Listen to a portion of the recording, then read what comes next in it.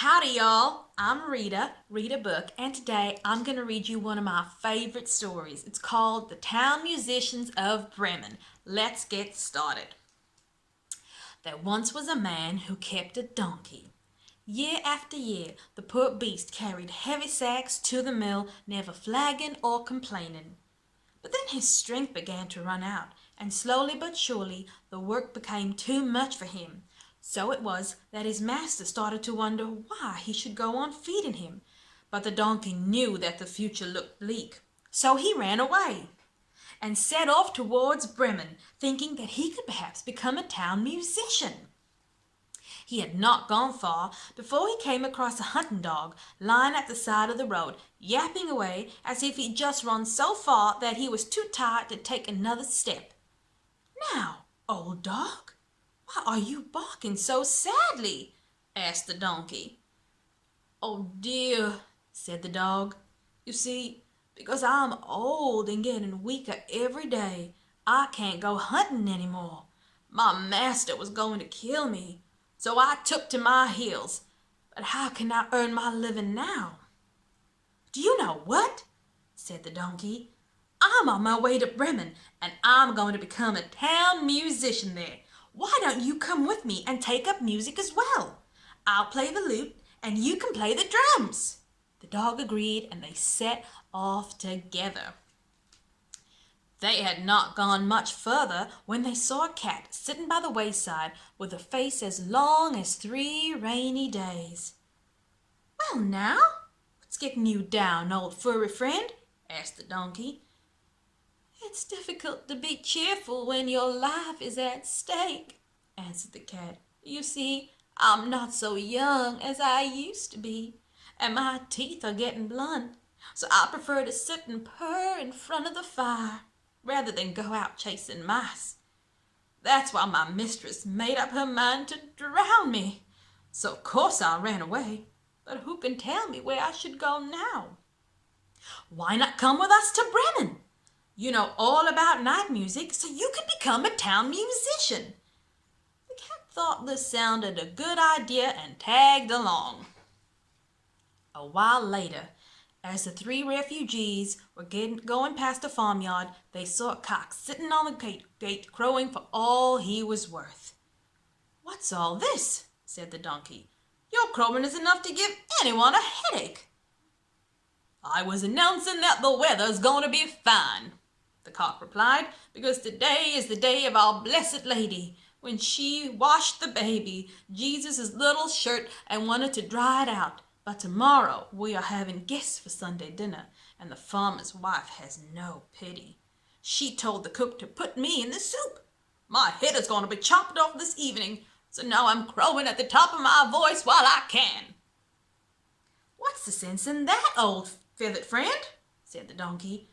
"Why not come with us instead? We're on our way to Bremen. You can always find something better than dying wherever you go. You've got a good voice, and if we all play together, it's bound to be a success." The cock agreed to join them, and all 4 continued on their way together. Oh, I wonder what will happen next. But the town of Bremen was too far to reach in a single day, so when evening fell, they decided to spend the night in a forest. The donkey and the dog laid down under a big tree, while the cat and the cock made themselves at home in the branches. The cock flew to the very top of the tree, where he felt safest, and before settling down to sleep, he took a last look around him in every direction.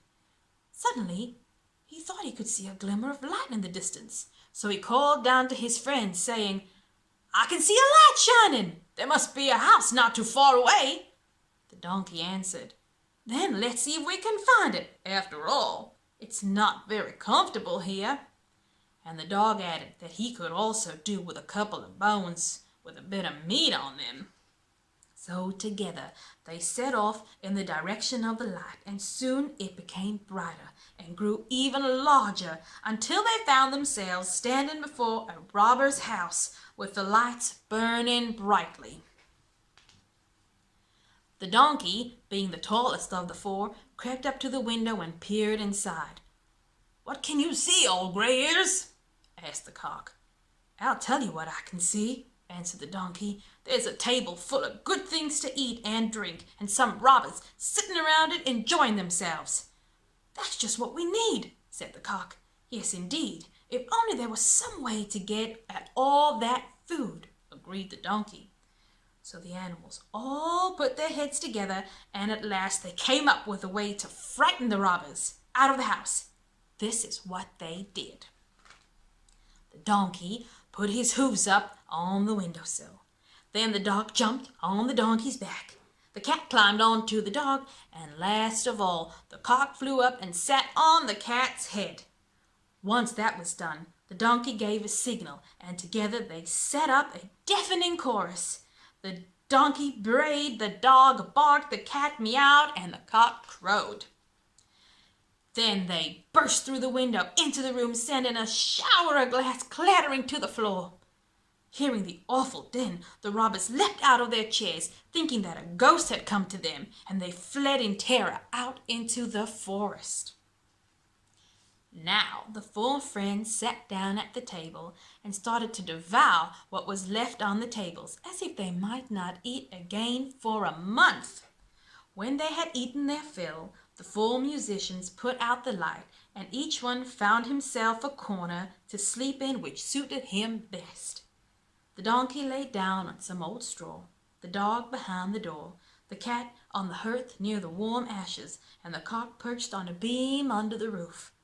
And tired as they were after their long journey, it did not take long before they were all fast asleep. When it was past midnight, the robbers could see from the distance that there was no light burning in the house, and everything seemed quiet. The leader of the gang said, "We should never have let ourselves be frightened away like that," and he ordered one of the robbers to go and take a look in the house. The robber found everything perfectly still and went into the kitchen to light a candle. Seeing the cat's fiery eyes shining in the dark, he took them for glowing coals and pushed a sulphur match towards it to light it. But the cat was not at all amused and jumped into his face, scratching and spitting. The robber got the shock of his life, and when he tried to escape out of the back door, the dog, who was lying there, jumped up and bit him in the leg. Then, as he ran across the yard, past the pile of old straw, the donkey gave him a hearty kick with his rear hoof. By this time the cock had been woken up by all the goings-on, and crowed cheerfully from his beam, "Cock-a-doodle-doo!" The robber ran for all he was worth back to his leader and said, "It's terrible. There's a gruesome old witch in the house. She spat at me and scratched my face with her long fingernails, and then there's a man standing behind the door with a knife who stabbed me in the leg. Then outside in the yard there's a black monster which set about me with a wooden club, and the judge was sitting up on the roof and shouted, 'Bring the scoundrel here!' So I didn't wait to see any more." From that moment onwards, the robbers did not dare to set foot in the house ever again. But the four town musicians of Bremen felt so at home that they never wanted to leave. I hope you all enjoyed that story.